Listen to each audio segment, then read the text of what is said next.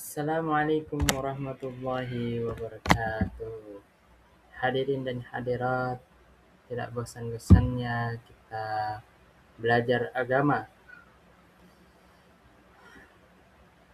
Dan hadirin yang berbahagia, untuk pelajaran malam ini saya akan menyampaikan satu kitab, yaitu kajian kitab Mukhasarat Ad-Dawa' Mukhtasar Ad-Da'awat Dawa, pemateri Ustadz Dr. Firanda Andirja, MA, yang berjudul Mulianya Harapan dan Tercelanya Angan-angan. Kita langsung masuk poin saja. Yang pertama, fitnah syahwat di ujung jari. Kemajuan teknologi membawa manfaat besar, namun membuka pintu kemaksiatan yang luar biasa masif. Dan di sini ada 3 poin yang penting. Yang pertama, benteng keimanan harus diperkuat seiring mudahnya akses fitnah. Yang kedua, dahulu maksiat dicari dengan susah payah, kini ada di genggaman. Maksudnya sekarang gampang. Dan yang terakhir, yaitu konten negatif merusak fitrah manusia yang awalnya lurus. Mekanisme kerusakan hati. Di sini ada 3 poin, dan poin pertama yaitu penasaran. Berawal dari pandangan mata yang dianggap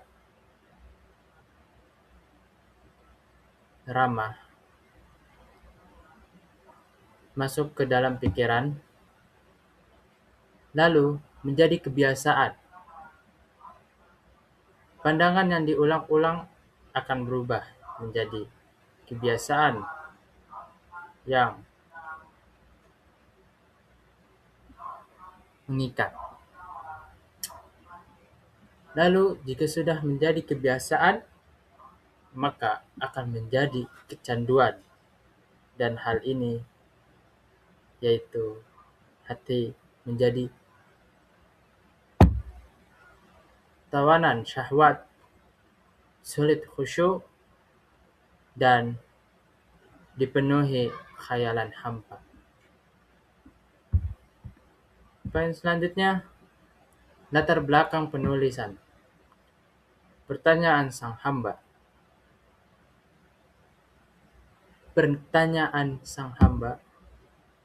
Kitab ini lahir dari kegelisahan seseorang yang mengalami penyakit hati kronis yang merusak dunia dan akhiratnya.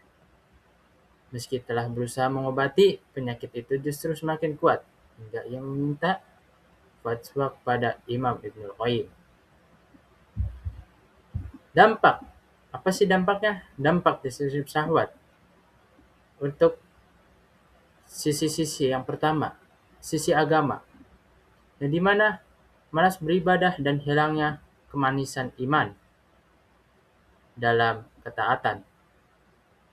Dan yang kedua, sisi dalam kesehatan mental, rasa gelisah yang tidak berujung dan kekosongan jiwa. Dan dari sisi rumah tangga, gangguan hubungan suami istri akibat kecanduan konten haram. Dan yang terakhir, akhlak. Mudah mengikuti hawa nafsu dibandingkan aturan syariat. Nah, penting sekali kita untuk menjaga diri kita, untuk mengetahui diri kita, untuk melindungi atau mempertahankan diri kita untuk hal-hal yang ini. Maka, benteng pertahanan diri. Yang pertama, jaga pergaulan. Lingkungan yang baik akan menarik kita pada kebaikan. Dan di mana kita ketahui dalam Islam kita harus memiliki teman yang baik. teman yang bisa menjaga atau mengajak dalam kebaikan dunia akhirat. Dan jika kita berteman dengan yang buruk, maka seperti kita berteman dengan tambang besi. Jika kita berteman dengan yang buruk, itu seperti kita berteman dengan tambang besi, yang dimana itu akan membuat kita bau asap atau bahkan sampai bisa membakar baju kita, merusak baju kita. Dan jika kita berteman dengan yang baik, maka seperti halnya tukang parfum, yang dimana kita akan kecipratan harumnya, kita akan kecipratan baiknya. Dan yang kedua yaitu jaga pandangan. Mata adalah pintu masuk utama menuju hati. Maka kita selalu menjaga mata kita dari hal-hal yang haram. Semisalnya di media sosial banyak sekali sekarang video-video yang dimana lawan jenis itu sudah banyak sekali dan tidak menjaga auratnya. Maka kita menjaga diri dan menjaga penglihatan kita. Bukannya kita tidak boleh bermain medsos, tetapi kita selalu melindungi atau jangan sampai terbawa, maka itu akan menjerumuskan hal-hal yang haram. Dan yang kedua, dan yang terakhir, yaitu maksiat sendiri.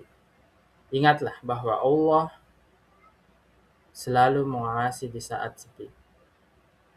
Maka tidak ada satupun detik Allah tidak melihat kita. Allah selalu mengawasi kita dimanapun itu. Percayalah. Dan yang selanjutnya, setiap penyakit ada obatnya. 100% jaminan kesembuhan. Karena di sini dijelaskan harapan bagi yang berdosa. Allah tidak menurunkan penyakit kecuali Allah juga menurunkan obatnya. Hadis riwayat Bukhari. Berlaku untuk penyakit fisik maupun hati. Syaratnya keinginan kuat untuk berubah. Langkah doa yang sungguh-sungguh dan taubat. Mau itu dosa besar, mau itu kesalahan yang fatal, jika kita bertaubat, kita sungguh-sungguh meminta maaf pada Allah, yakin bahwa kita salah dan kita ingin mengubahnya, maka Allah akan mengampuni kita. Allah akan selalu membuka pintu-pintu taubat untuk umatnya. Dan yang selanjutnya, Al-Quran sebagai syifa. Syifa itu adalah obat. Nah, Al-Quran adalah petunjuk dan penyembuh terbesar bagi orang yang beriman. Yang pertama, bisa menenangkan jiwa yang gelisah. Jika kalian dalam masalah, maka kalian kembalilah pada Allah. Kembalilah pada perkataan Allah. Bacalah Al-Quran, maka dirimu akan kembali lagi, akan menjadi lebih tenang. Dan yang kedua, menguatkan iman menghadapi fitnah. Dan yang ketiga, mengarahkan ke jalan yang lurus. Dan penjelasan terakhir yaitu rencana aksi muhasabah. Aspeknya, teknologi. Dan tindakan nyatanya yaitu kontrol penggunaan media sosial dan blokir akses maksiat. Yang ini yang tadi termaksud kepada poin jaga pandangan. Dan yang kedua, ibadah. Berbanyak interaksi dengan Al-Quran setiap hari. Ini masuk kepada poin yang tadi. Al-Quran sebagai syifa, yaitu obat. Di mana jika kita hidup kita lagi hancur, maka ambil hudulah, lalu baca Al-Quran, maka insya Allah Allah akan membantu jalan untuk keluar dari permasalahan. Dan selanjutnya yaitu sosial. Pilih teman yang mengingatkan pada akhirat.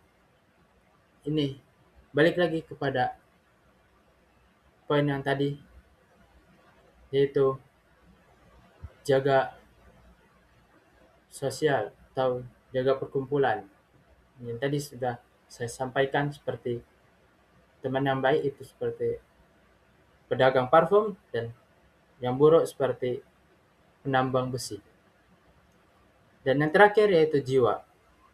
Rutinkan taubat dan istighfar meski dosa terasa kecil. Nah, di sini kita mau itu dosa sekecil apapun, kita harus beristighfar, harus bertaubat. Karena kenapa? Karena dari kecil itulah bisa menjadi lama-lama menjadi besar. Semisal kayak tadi, awalnya mencoba, tiba-tiba terus-menerus, lalu terjerumus, maka itu akan lebih susah lagi untuk bertaubat. Maka mulailah dari hal yang kecil, niscaya untuk hal yang besar itu akan terhindar untuk sendirinya. Oke, cukup sekian ilmu yang bisa saya sampaikan, hadirin dan hadirat yang telah menyaksikan kajian singkat ini atau penjelasan singkat ini, ilmu-ilmu yang telah saya sampaikan. Maka saya berterima kasih. Wassalamualaikum warahmatullahi wabarakatuh.